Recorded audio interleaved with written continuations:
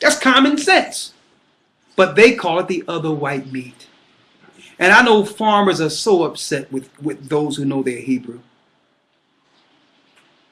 And then on the other hand, you speak to a rabbi and ask him, well, is a pig unlawful? Well, we don't believe it that way. We deal with the Talmud. And only if you're kosher, dealing with a certain time of being kosher. So you mean to tell me this week you can say you're not kosher and eat pork? That's what you're telling me? Well, it's not really that way, but kind of like that way. See, that's a confusion concerning them. They claim they're the Jews, but when you put the law on the table, they make an excuse to break it. Saying, well, if it's not kosher, if you're not a certain type of Jew, you can eat pork. What type of madness is that? Where is that in the law of Moses? They'll tell you, well, it's not in the Moses. Aha.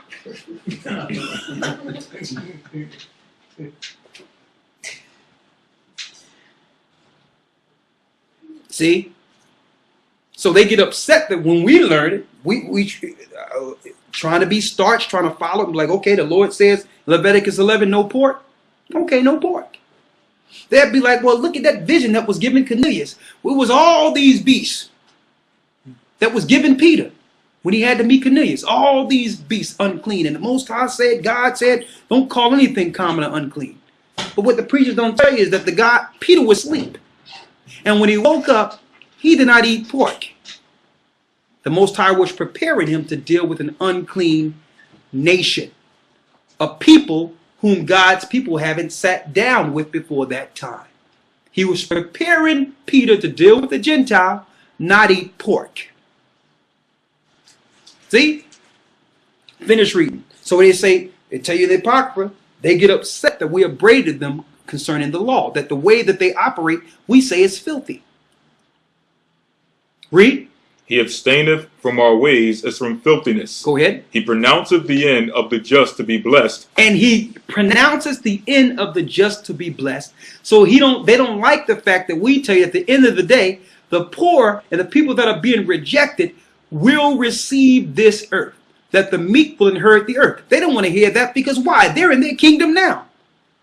They don't want to hear that something is coming better that they won't be involved in. You understand? They don't want to hear that. Read. And maketh his boast that the Most High is his Father. And they're upset that we boast that Ahiah is our Father.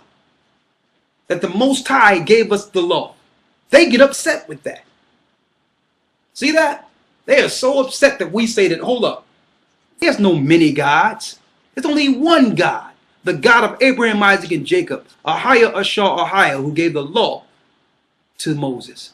And we're the people whom the law was given to. They get upset because they want you to believe something simple like, well, all nations got different gods and call them different names. But it's still they all the same gods. That's ignorant as can be. Because if that's the case, why isn't all the earth worshiping the same? And not the same gods. There are many gods, and there are fallen angels that are worshipped as gods. So don't be ignorant by making a statement that, well, all people got different ways of doing it, but there's one God at the top. No. Every nation has a false god tied to it. And that's the difference between the Egyptians' gods and the God that delivered the Hebrews out of the hands of the Egyptians. Now you tell me the Egyptians were praying to the same God? Don't fall for that ignorance. There's only one God that's above all, Ahiah, Ahiah, and all the other nation gods are fallen angels. With Lucifer at the helm. So they get upset that we bring this out. You should have seen this Jewish guy when we were teaching, and he found out that we knew the name of the Most High. He was perplexed. Like, I haven't seen this guy up in our synagogue meetings. Let me tell you, us learning the name of the Most High and finding out who he was, as far as his name and the presence of praying to him, was not revealed by man. There's not a school you can go to Because every school led us to the same place. If you go into education, they want you to worship one of the fallen angels. Yahweh, the Tetragrammaton. Yeah, that's the golden calf. Do your research. They would like you to stop there. But there's only one God. His name is Ahia, Ashar Ahia. Read. Verse 17.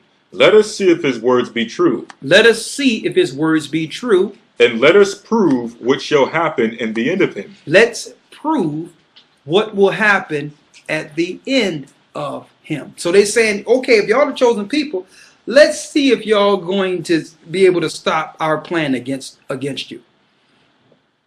And you notice their plan is going along flawless.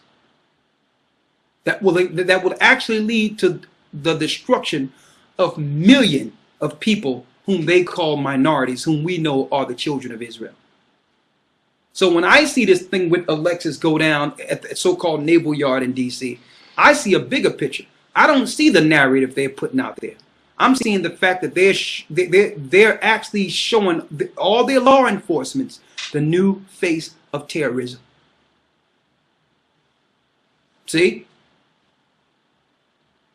Then they claim that he was on some type of psychotropics. Well, that's fine, because the majority of black people, being ignorant to what's really going on, had their children in school under Ritalin or some type of psychotropic that they're going to be able to relate it to. And the psychotropics actually give you suicidal tendencies and all that. So they're going to use this narrative to come against us.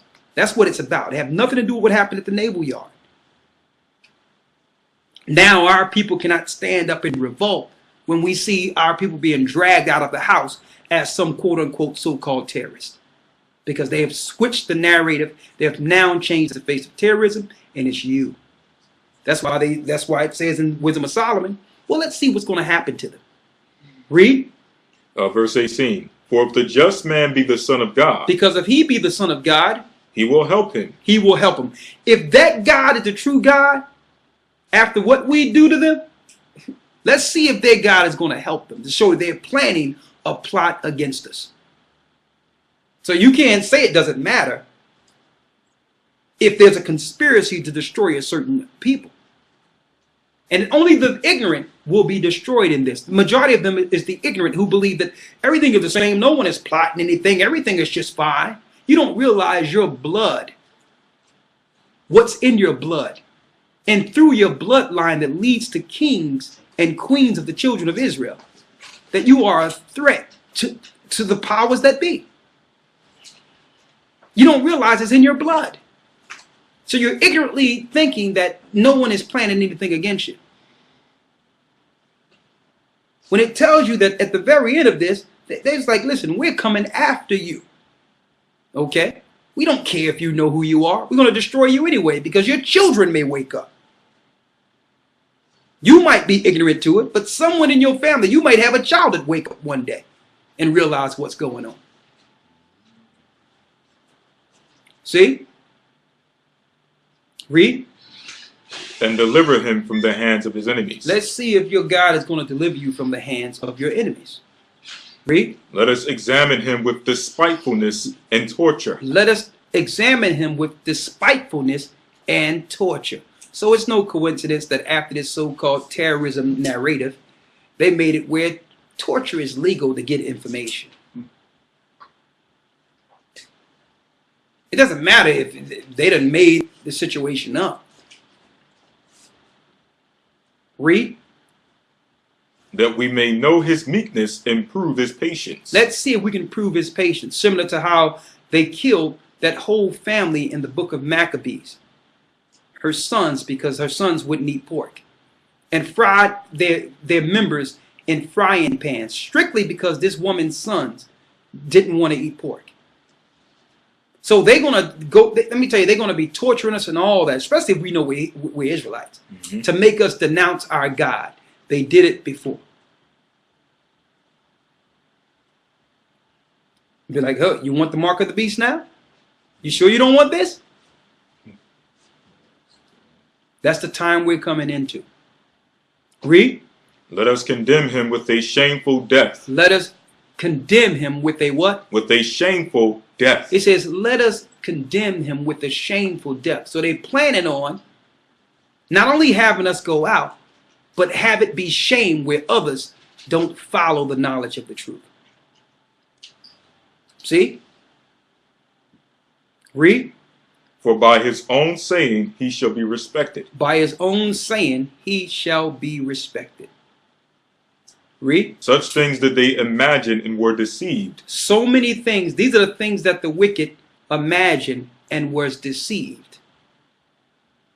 This is what. So the Most High have given us the imaginations of those who've enslaved us. We know what they're thinking, and that's why they don't want you to have the Apocrypha. Anything else on that? That's more, but okay. Read it all the time. We're going to take the next 30 minutes, and then we'll be finished to get the last part to show you the reason why they really don't want you to find the truth concerning the Apocrypha. They really don't want you to read it because there's some information showing what was taken out.